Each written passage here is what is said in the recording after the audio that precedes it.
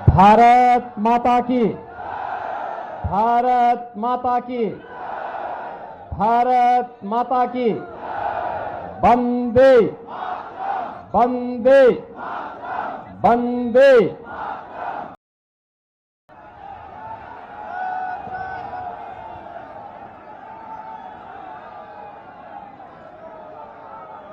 विश्व प्रसिद्ध सूर्य मंदिर ओमगेश्वरी माता और देवकुंड के ये पवित्र भूमि के हम नमन करी थी।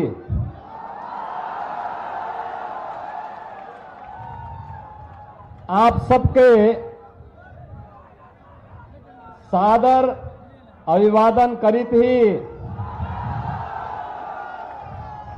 भगवान भास्कर की कृपा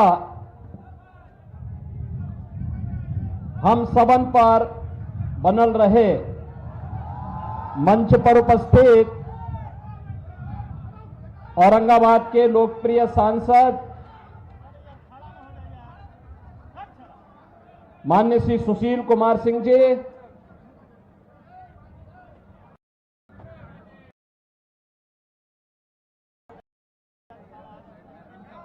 माननीय पार्षदगण श्री विनीत सिंह जी, दिलीप सिंह जी, भारतीय जनता पार्टी के वरिष्ठ नेता श्री प्रमोद चंद्रवंशी जी, पूर्व मंत्री श्री राज्य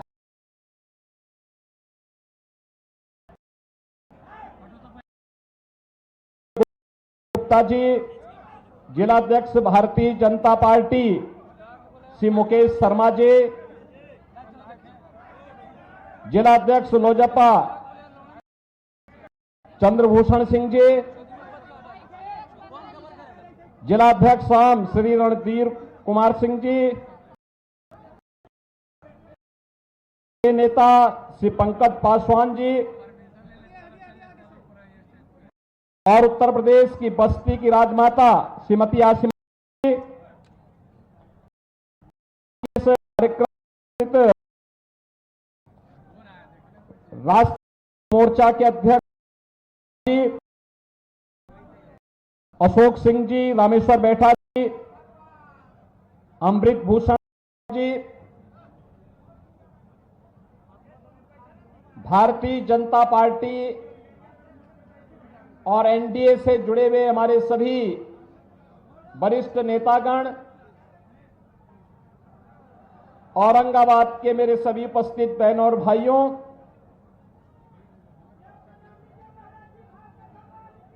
बिहार के चित्तौड़गढ़ के रूप में जाने जाने वाला हमारा औरंगाबाद की शौर्य भूमि को नमन करता हूं, जिस भूमि ने बिहार की विभूति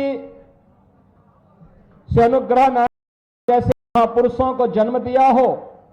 इस पावन धरा को नमन करते हुए मैं आप सबका हृदय से अभिनंदन करता हूं। बहनों और भाइयों, पांच 500 वर्षों का इंतजार समाप्त करके आज अयोध्या धाम में आप सबने प्रभु श्री राम लला को विराजमान होते हुए देखा है।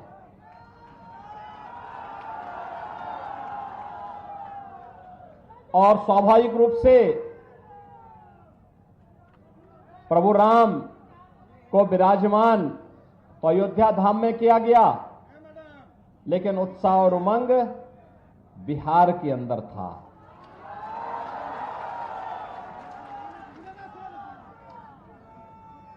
आप बिहार वासियों ने जो उपहार रामलला के 500 वर्षों के बाद विराजमान होने के उपरांत भेजे थे, इसके लिए पूरे बिहार वासियों का मैं हृदय से आभार व्यक्त करता हूं और अभिनंदन करता हूं। बहनों और भाइयों, आस्था का कैसे सम्मान होना चाहिए, यह अगर देखना है तो औरंगाबाद के लिए तो काशी भी नहीं, काशी अयोध्या धाम भी जाइए और साथ साथ मां विंध्यवासिनी के दरबार में भी आप जाएंगे तो आप देख रहे होंगे वहां पर भी क्या कार्य हो रहा है। बहनों और भाइयों, ये नए भारत का नया उत्तर प्रदेश है, नया बिहार है और इस नए उत्तर प्रदेश या बिहार के लिए मोदी की गारंटी इन सब के उत्थान की गारंटी है। कल ही भारतीय जनता पार्टी ने अपना संकल्प पत्र जारी किया है। संकल्प पत्र में जो बातें कही हैं, विकसित भारत, विकसित भारत का मतलब विकसित बिहार भी है। और बहनों और भाइयों, आपने देखा होगा मोदी जी के नेतृत्व में 10 वर्ष में बदलते हुए भारत को आपने देखा है। एक नए भारत का दर्शन हो रहा है, दुनिया में भारत का सम्मान बढ़ा है, भारत की सीमाएं सुरक्षित हुई हैं, आतंकवाद और नक्सलवाद की समस्या का समाधान हुआ है। जम्मू कश्मीर के अंदर जहां धारा 370 लगा करके कांग्रेस ने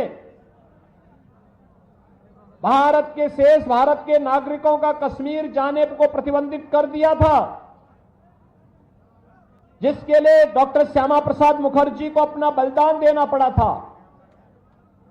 और उस समय उन्होंने 1952 में नारा दिया था, एक देश में 2 प्रधान 2 विधान 2 निशान नहीं चलेंगे, नहीं चलेंगे। और भारतीय या भारतीय जनता पार्टी वो हमेशा एक नारा लगाती थी, जहां हुए बलिदान मुखर्जी वह कश्मीर हमारा है। लेकिन बहनों और भाइयों, उस सपने को भी साकार किया है प्रधानमंत्री मोदी जी ने। आज कश्मीर में आतंकवाद की जड़ धारा 370 समाप्त करके कश्मीर को भारत की मुख्य धारा के साथ जोड़ा गया। देश के अंदर नक्सलवाद की समस्या का काफी हद तक समाधान हो चुका है। जो कुछ बचे खुचे होंगे ना, अगले 5 वर्ष के अंदर उनका भी स्वाहा होगा।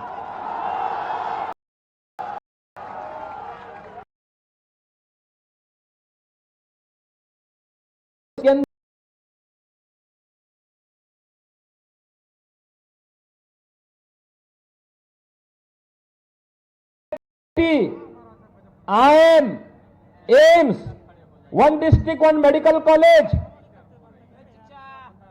वर्ल्ड क्लास यूनिवर्सिटीज और हर घर नल की योजना। कोई सोचता था हर घर में पानी पहुंच पाएगा, लेकिन बहनों और भाइयों वह साकार हो रहा है। और गरीब कल्याणकारी योजनाओं की तो कोई सानी ही नहीं।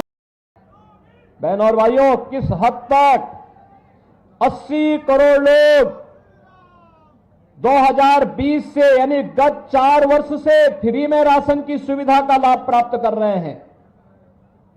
60 करोड़ लोगों को 5 लाख रुपए की आयुष्मान भारत की सुविधा मिल रही है। 50 करोड़ लोगों के जनधन के अकाउंट खोल दिए, जिससे दिल्ली से कोई पैसा अगर सरकार भेजती है, पैसा सीधे आपके अकाउंट में जाए, बीच में कोई दलाल उस पर डकैती न डालने पाए। 12 करोड़ अन्नदाता किसानों को प्रधानमंत्री किसान सम्मान निधि का लाभ।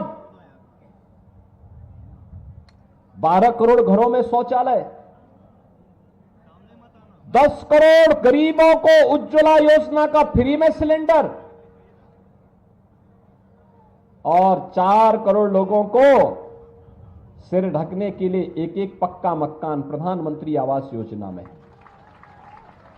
बहनों और भाइयों, हम लालू जी से कहेंगे कि आप संख्या बढ़ाइए, यहां मकान तो फ्री में मोदी जी दे ही रहे हैं।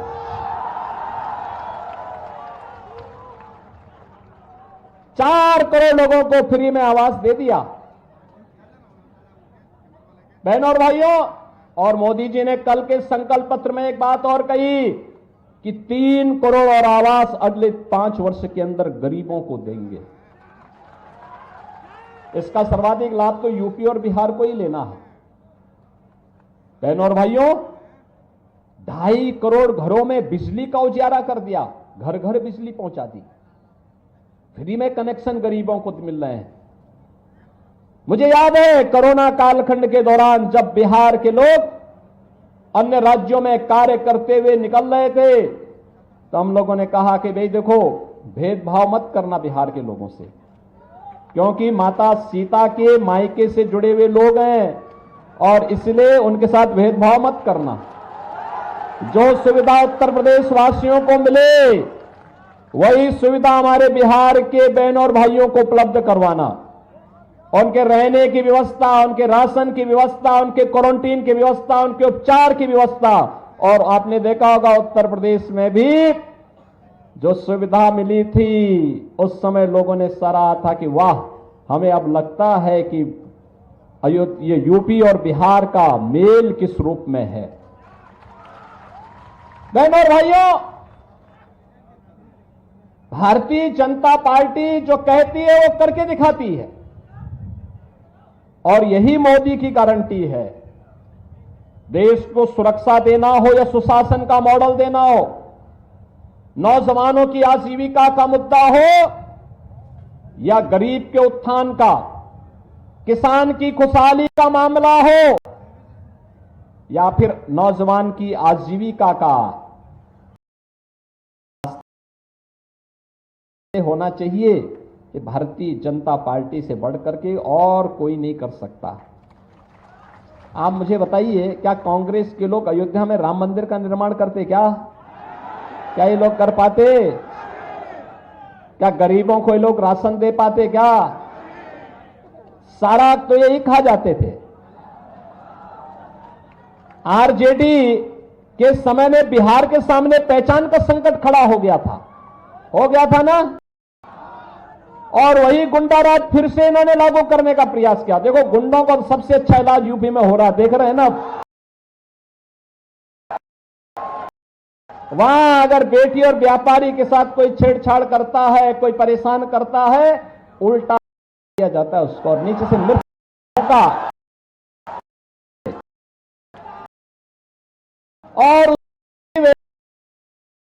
के साथ जांच दो, बस आगे से कोई गलती नहीं होगी।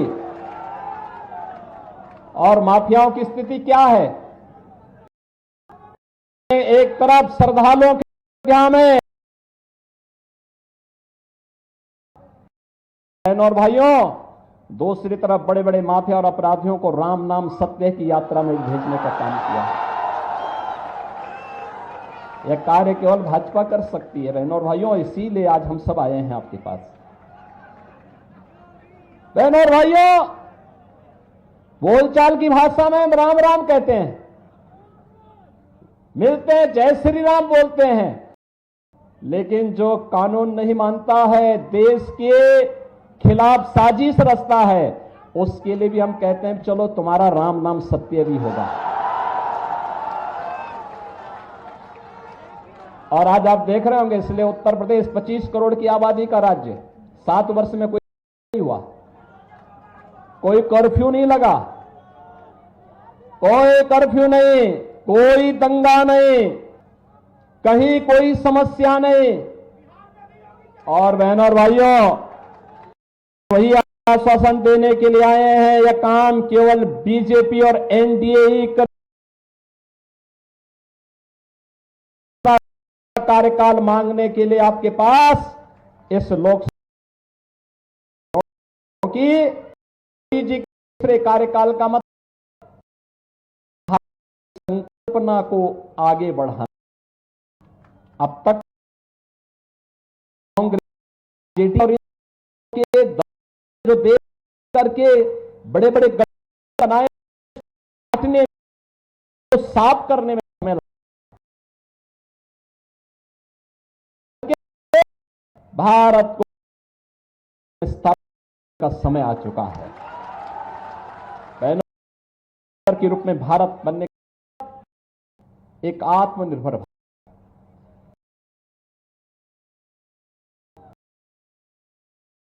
होंगी। व्यापारी सुरक्षित होगा, उसका व्यापार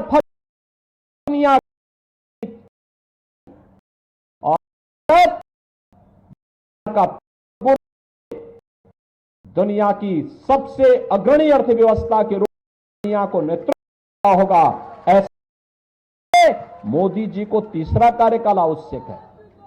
और इसीलिए हम लोग आए हैं आपके पास कि बहनों और भाइयों, जब सारी समस्या का समाधान तो मोदी जी के नेतृत्व में भारतीय जनता पार्टी और एनडीए ने किया है, देश को समस्या देने वाले कांग्रेस और आरजेडी के ही लोग हैं। दिया ना इन्होंने समस्या, आतंकवाद की समस्या इन्होंने दी, भ्रष्टाचार की समस्या इन्होंने दी, गरीबों के हकों पर डकैती डालने की समस्या भी इन्होंने ही दी, अराजकता और दंगे भी इन्होंने ही दिए, अव्यवस्था भी इन्होंने दी, हर प्रकार की समस्या इन्होंने दी और समाधान मोदी जी ने दिया है। प्रधानमंत्री मोदी जी ने समस्या का समाधान दिया है। तो जब समाधान मोदी जी दे रहे हैं तो समस्या को पालने की आवश्यकता नहीं जो आपके विकास में बाधक है। और इसके लिए हम लोग आए हैं। बहनों और भाइयों, आरजेडी से कोई उम्मीद मत करिए। ये चुनाव तो अब नेशन फर्स्ट बनाम फैमिली फर्स्ट का आ गया है। और हम लोग तो सोच रहे थे कि अच्छा हुआ हम लोग फिर से एनडीए को बिहार के अंदर और सशक्त बनाने में हमें सफलता प्राप्त हो गई। अन्यथा बिहार के अंदर तो लालू जी के परिवार को ही सीट कम पड़ रही थी, आपने देखा होगा। वो परिवार तक ही सीमित रह गए, परिवार के बाहर सोच है ही नहीं। विकास भी होना तो परिवार का, सीट भी मिलनी है तो परिवार को ही मिलनी है, योजनाओं का लाभ भी लेना है तो परिवार को ही मिलना है। एक परिवार यहां भी है और एक परिवार यूपी में भी है। यूपी की जनता तो पहले ही उनको जवाब दे चुकी है और बिहार के लोगों को भी उस जवाब देने के लिए तैयार होना है। और इसी के लिए मैं आया हूं आपसे कहने के लिए कि बहनों और भाइयों, यूपी और बिहार का संबंध तो चोली दामन का संबंध है, कभी अलग न होने वाला संबंध है। हमारे यहां जब बोलते भी हैं संबोधन में तो हम बोलते हैं जय सीताराम। पहले माता सीता का नाम लेते हैं, तब राम का नाम लेते हैं। यही हमारा संबोधन है। तो ये संबंध तो दोनों राज्यों के संबंधों को जोड़ करके मोदी जी के एक भारत श्रेष्ठ भारत के अभियान को आगे बढ़ाता है। और एक भारत श्रेष्ठ भारत के लिए मोदी जी का तीसरी बार प्रधानमंत्री बनना आवश्यक है। और मोदी जी का तीसरी बार प्रधानमंत्री बनाने के लिए औरंगाबाद से श्री सुशील कुमार सिंह जी को फिर से सांसद बनना आवश्यक है। हम दोनों लोग 1998 से लेकर के लगातार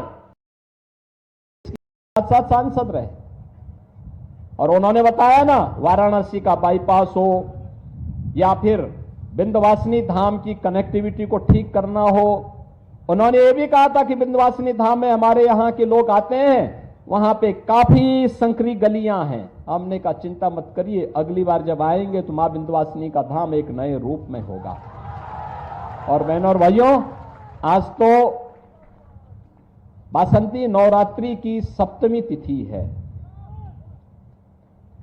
महाकाली की पूजा होती है और आज विंध्यवासिनी धाम में लाखों श्रद्धालु दर्शन करने के लिए भी पहुंचे हुए हैं। कोई समस्या नहीं है क्योंकि हमने गलियारा इतना चौड़ा बना दिया है कि कहीं कोई 1 लाख नहीं, 2 लाख नहीं, 10 लाख लोग भी एक साथ आ जाएंगे, कोई किसी को समस्या नहीं होने वाली है। पहले काशी में 10 लोग एक साथ दर्शन नहीं कर सकते थे, आज काशी में 5 लाख 6 लाख श्रद्धालु अगर एक साथ भी भगवान विश्वनाथ का दर्शन करने के लिए आता है, कोई समस्या नहीं, सभी लोग दर्शन करके जाते हैं। ये सब हो पाया है, मोदी जी का नेतृत्व है, तब संभव हो पाया है। बहनों और भाइयों, भारत की शासकता को कहां सम्मान मिलने वाला था। ये कांग्रेस के लोग क्या कहते थे? कहते थे, ये कांग्रेस आरजेडी के लोग क्या कहते थे? कहते थे राम तो हुए ही नहीं, ये राम के अस्तित्व पर संकट खड़ा कर, यानी ये लोग प्रश्न खड़ा करते थे और जब अयोध्या में रामलला विराजमान हो गए, अब ये लोग कहते हैं राम तो सबके हैं, कहते हैं ना। इसलिए बहनों और भाइयों, इन पे विश्वास मत करना, कभी विश्वास मत करना। ये धोखा देंगे, धोखा देकर के फिर से बिहार वासियों के सामने पहचान का संकट खड़ा करेंगे।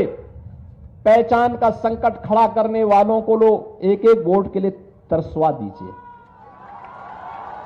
सहमत है ना? सभी सहमत हैं? करेंगे इस कार्य को।